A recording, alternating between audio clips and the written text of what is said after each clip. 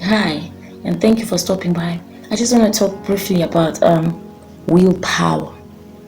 Willpower is that thing in you, that switch in you, that element in you that tells you, I will do this. The determination inside to say, I want to do this and I'll do it. Willpower is when you strengthen your resolve. I read somewhere when I was growing up a statement that said it pays to empower. It pays to enrich your willpower. Yes, it pays to enrich your willpower. And from the moment that I read about willpower, I began to make decisions that I was going to strengthen my resolve. Willpower will safeguard you against peer pressure, will safeguard you against common waves. Sometimes there's this wave of things that everyone's doing this and everyone's doing that. Sometimes it's pressure from people around you. You got to do this. Everyone else is doing it, so you also have got to do this. But if you have your willpower, when you have strengthened yourself on the inside, you are able to stand.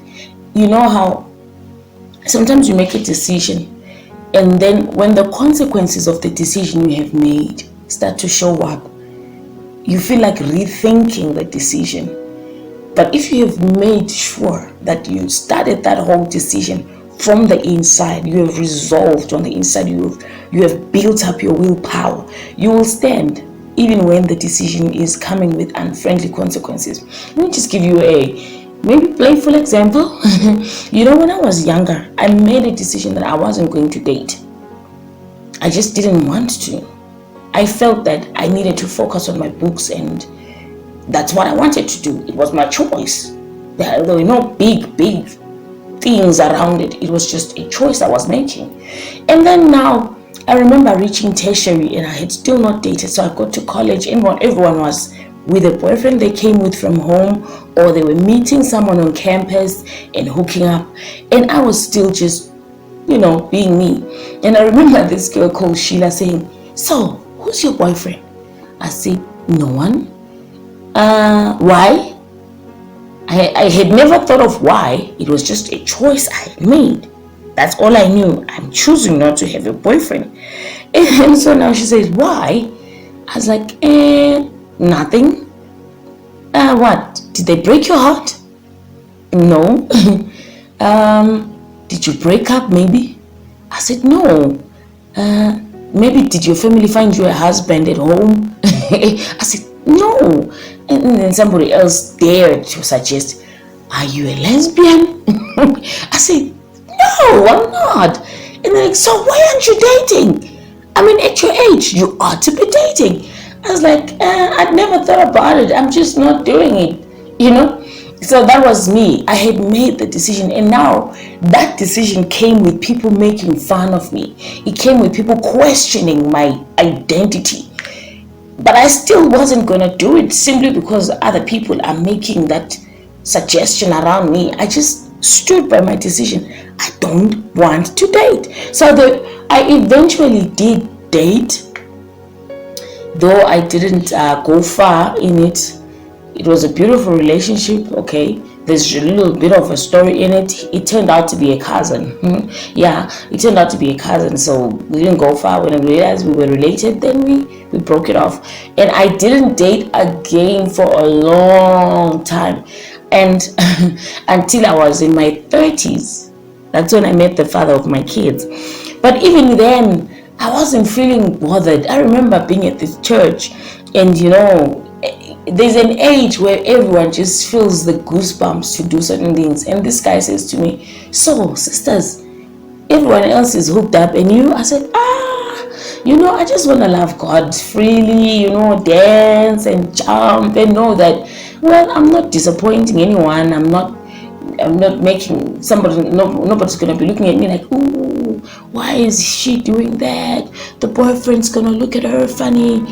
I just didn't want to feel that way. I just wanted to be me. It was a choice I was making. There were no big reasons around it. No, I was just making. But the point I'm making is that it pays to strengthen your willpower, because when you've made your decision, it doesn't matter who makes fun of you. It doesn't matter who excludes you.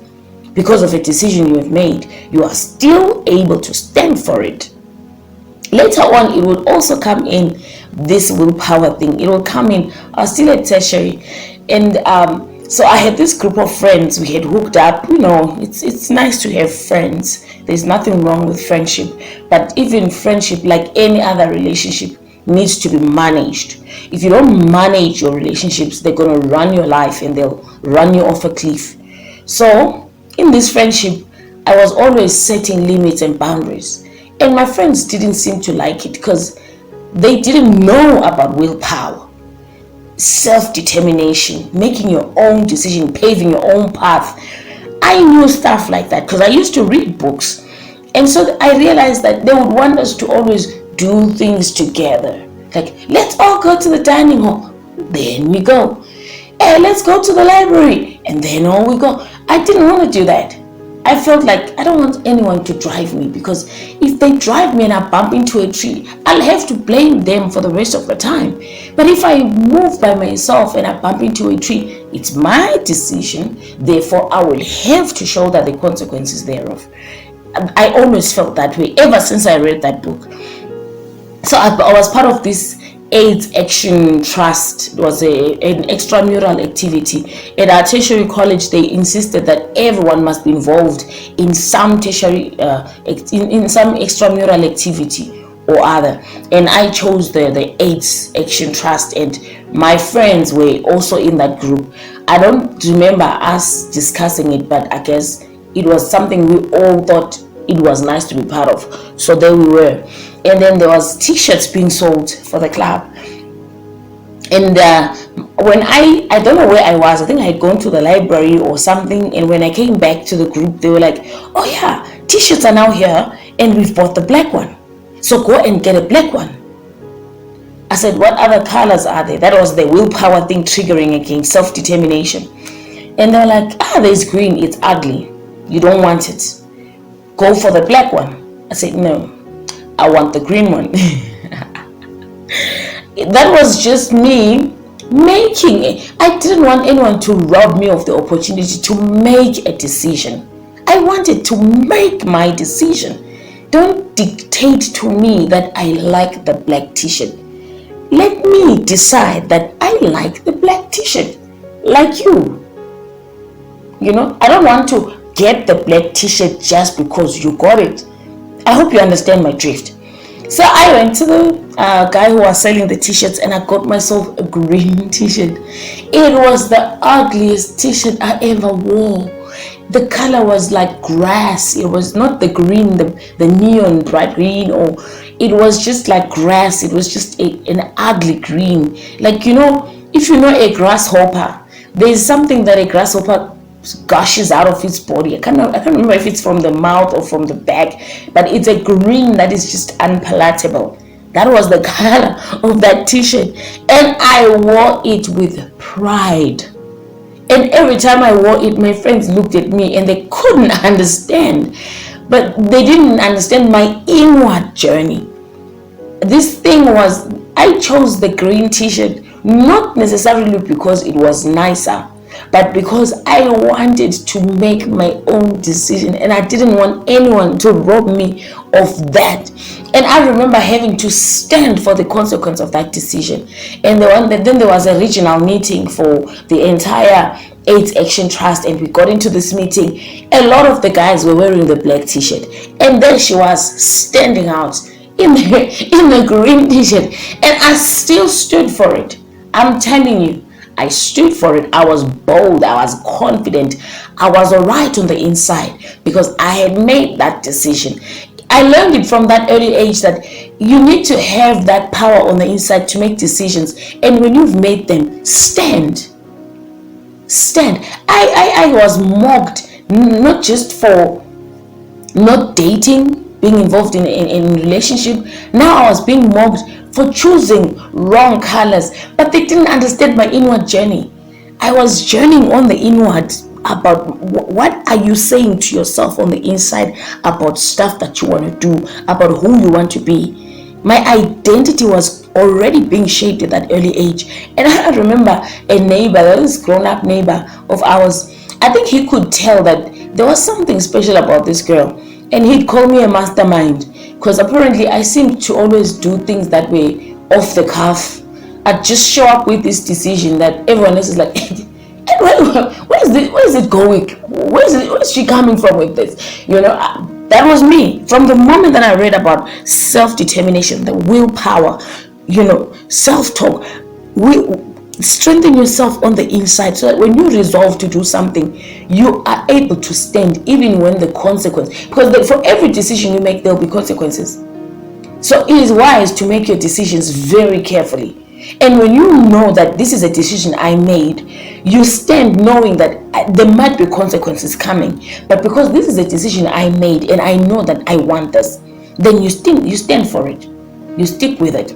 This same resolve would help me later on in life when I was going through series of failures. I don't know what was going on in my life. I don't know if it was spiritual attacks, if it was me just poorly connected to people, not having a support system. I don't know, but I found myself going through this cycle of failure. I went through a certain college, I dropped out, I think 3 different courses. I did dress designing, dropped out, music school, dropped out, computer school, dropped out. I even tried to do a driver's license and I didn't finish. And I was just getting desperate. Why is this thing not working? But because I had made that resolve on the inside, the willpower in me said the end game is success. So we ain't stopping until we succeed. And I kept pressing. I tried this, fail, try that, fail. Now it reached a point now where people were starting to reject me because, look, we want to help you, but you don't even seem to know what you want. I knew what I wanted, but somehow I was just off the rail and I wasn't finding the path. And I remember eventually registering for a degree. I had a diploma from my tertiary college, a teaching diploma, and now I was registered for a degree because I wanted to succeed. That was the end game. Everything in me said we want to end in success. How? I don't know, because I don't seem to find the path, but I want to end in success. And I wrote a few things down. I want to have a degree, I want to write a book, I want to, even the writing of books was very funny. A lot of people laughed at me like, girl, you can't get yourself a job, you want to write books? Who are you, Miles Monroe? But I didn't care about people on the outside saying stuff because they don't know what I have on the inside. Don't worry about people who want to judge you by what you are on the outside. Those are shallow-minded people. Leave them alone. Just look aside and keep going, because they don't know half of what God has put on the inside of you. They don't know half of what the journey on the inside contains, what you have put on the inside of you, and what is this source that you're tapping from on the inside. So I didn't want to worry about that, and I kept trying. And I remember now my little sister came on board. It's not a good thing when your little sister is now building your life, but there I was. She was there, my little darling. From day one, she's like, okay, I'll help you. You said you want to do a degree. Okay, I'll help you. Because she had finished her own. She was an actuarian. She had completed her actuarial studies degree, not yet an actuarian. And now she wants for me to move ahead. And she can see, I want to. I'm fumbling about. I'm looking for something, And she's like, okay, I'll help you. I remember her asking me, what do you want? I told her, I said, I want to have a degree. Okay, let me help you. So she sold a DVD player, and I got an offering from church because I was a worship leader, and I got an offering, and we paid the first deposit for my degree, my Bachelor of Business Administration. And it wasn't as easy as I thought. And I remember failing, like several times I failed certain modules, particularly the ones that I chose a balance between communication science and management. Initially, I just wanted to do communication science, but then I had begun to hear stories of how even after completing that communication science degree, you are not a professional. You still need to do something else so that you can then maybe be a public relations officer or a journalist or whatever you would want to be in the communication spectrum. So I decided, okay, let me balance it now with management. At least then I know I'm a management professional. I can be a manager. At least I knew I can get a job in this area. That's just me, self-advising. And so I did that, but the management combination was tough because there was commerce there was maths. I did a maths bridging course, and then there was economics. Hey, and then there was finance, accounting. Yeah, management courses were not very hard, but the economics and finance and accounting, oh, they were so hard. I remember failing again and again, but because on the inside I told myself the end game is success. I remember having to tell myself, I will pass, I will complete this degree, I will finish. I did accounting courses, each of them several times before I could move on to the next module. I remember eventually I enrolled myself with this group in Joburg, which were offering courses, tutorials for UNISA courses. So we would pay them to teach us how to approach our modules. And I was part of that. And I remember getting a module that probably had, like every year, there's a new color on the module, even though the contents are the same, they just change the color. So I probably had something from 2 years back, and I was holding it, and this guy's like, madam, how long have you been doing this course? It was just so funny. But see, I have become familiar with people mocking. If people don't know what you are up to, they will laugh, they'll make jokes, they'll tease, but that doesn't shake me, that doesn't move me. I know my journey on the inside, willpower. My story was, I will finish this degree, I will pass, and I will complete. I'm not changing courses. This is what I chose. I thought about it before I started, therefore I will finish this. Willpower. I kept batting my head at it. I batted my head at it. And I remember this guy, Mr. Ndlovu, he had come to know me because I had been in his college now, I think 3 years. Every Saturday I was rushing to Joburg to do one of the, first it was the accounting courses, and then it was the finance courses. Because you had to pass one before you can move on to the other. So I remember at the end, in my studies, I was only doing one module per semester. So eventually my degree took me 8 years. True story. It took me 8 solid years to complete that degree. I started it in 2007. I graduated in 2015. True story.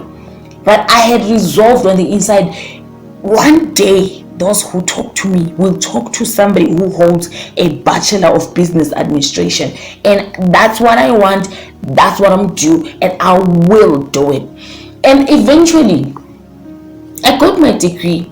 I remember the day I graduated. In fact, the most emotional day in that journey was when I got the message that said degree completed. Oh, it was at night when that message came in. I remember slumping down and tears just fell on my face. I was so emotional. I sat there for a couple of minutes just crying, thanking God, remembering the people who had laughed at me because they didn't understand what I was trying to do. Those who thought, Tuli, you're in over your head, just do what is at your level. There are those who said, no, just get a job as a maid, you can work as a maid. If you work as a maid for a rich family, they can pay you good. They didn't understand what I carried on the inside, what my will was, what I wanted to do, what I was willing to do to get to where I wanted to get to. And I was so emotional. Even on graduation day, the budgets were not balancing because I hadn't quite gotten a permanent job. Even as a teacher, I wasn't succeeding to get a job. And so the budget wasn't quite there. But I remember taking a taxi to go and graduate, and my brother, bless his heart, my cousin, he offered that after work he was going to join the graduation party so that he could transport me back home. So there I was at UNISA. I went and did my hair, and I bought a pair of shoes and a jacket, and I remember my name being called, and I walked. I was just too emotional. Some people were doing little actions like dancing or walking somehow. I think I just stumbled in. I don't remember much, but I remember so much pride on the inside. I remember being so emotional. Like, it pays to enrich, your willpower, because it was that statement that had brought me to that place where finally I had that degree that I wanted. And in the same year, 2015, I released a book. This is just the stories about willpower. I released a book. The book is it's on Amazon. If you look for it, you'll find it. Let this poet testify. I started writing this book. Can't remember the number of pages it has, because after writing it and publishing it, I never sold it. It was never about sales.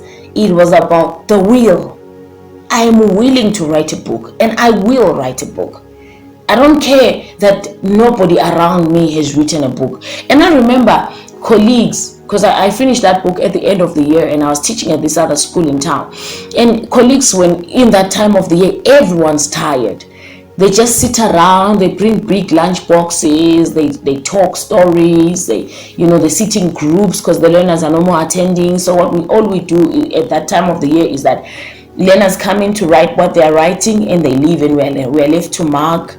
If you're done marking, then you have to come to work. You cannot stay at home. You have to come to work. So we show up at work, but there isn't much really being done. If you're not planning for the next year or just clearing the clutter in your class, you know how teachers, we always have a lot of paper clutter. So others are clearing their clutter, others are, maybe redecorating their classes. It's just that time of the year where you are allowed to do what you want to do within the teaching framework. And everyone seemed to notice that I was very busy. My head was always poured into my laptop. And I remember somebody asking me, "What are you doing? You look so focused in it. What are you doing?" And then I mentioned it. I said, "Oh yeah, I'm writing a book." I became a joke. It became like an inward joke. Like everyone who was doing something like, "Oh, what are you doing there?" "Oh yeah. I'm writing a book. I'm writing a book." Everyone was it was just that joke. Like, "Yeah, I'm also writing a book. I'm also writing a book." It was just like people were saying, "Forget it. You're lying," in a way, without saying it. But I could tell that people thought I was tripping. They couldn't believe that I could actually write a book. But I just didn't bother. Look, I know my story on the inside. I've been on this inward journey long enough. And I carried on. I wrote it, and then I found software, how to publish. I found suggested cover pictures. I remember there was this beautiful Jacaranda Avenue. Somebody sent it to me. It's like a street with jacaranda trees in bloom there, nice and purple. And then there's this other one with rocks, beautiful rocks. I remember having to choose among those. Not that the picture had anything to do with testifying. I was just looking for something that would make my book cover appealing. And I picked that one. I pasted the book cover, designed it, finished it, came up with the title, "Let This Poet Testify, for the Lord Has Been Good." And I remember staying after work until around 5, because that's when the taxis would start moving faster. If you left early, you just sit in the taxi rank for a long time, because then the people are not many enough for the taxi to be full. So I'd rather stay at work, do what I need to do, and then when I go, at least there's a queue, but the taxis are many, the queue is moving faster. I did that, and I remember now, having published my book, everyone was like, "You actually wrote a book? You actually..." And then somebody was like, he was a maths teacher. He's like, "Ha, girl, you're intelligent. I can't even write a paragraph." I know it's because I'm a maths teacher, but girl, a whole book. Ah, girl, slam. See, now they respect me. But when I was journeying, it was only the willpower that sustained me, because there was no one who believed I could do it. Nobody who encouraged me to do it. That's what willpower will do for you. Willpower will set you up on a lonely journey, and you will arrive at your destination because you are feeding from the inside. You've put on the inside a resilient spring that says we are not stopping until we lay our hands on this thing. So this is just my challenge for you for today. Begin to strengthen your willpower. Begin to determine right now, what are the things you want to do in your life? What are the things you will do with your life, that you will accomplish in your life? And then begin to journey towards them. Be strong enough to face mockery. Be strong enough to face even rejection. Just face it and say, "I made this decision. I'll carry it through. until I get what I want. Thank you for listening. If this is your first time on my channel, please hit the subscribe button. I'm sure you can tell there's some good stuff that we share. Hit the notifications button, subscribe, share, comment, download and distribute to your friends. We're all about building ourselves from the inner man so that we not just have strength on the outside, but strength on the inward, strength in the mind. That stuff will sustain you when the winds of life start beating up on you. Thank you so much. Goodbye. I love you.